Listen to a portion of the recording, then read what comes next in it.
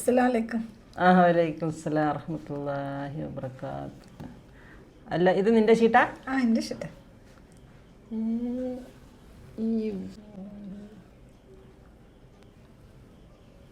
അല്ല, മൂത്ത കുട്ടിക്ക് എത്ര വയസ്സായി? 20 20. അപ്പം നിനക്ക് 32.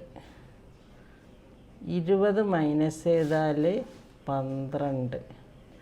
12 വയസ്സിൽ നീ പ്രസവിക്കണമെങ്കിൽ 11 വയസ്സിൽ കല്യാണം.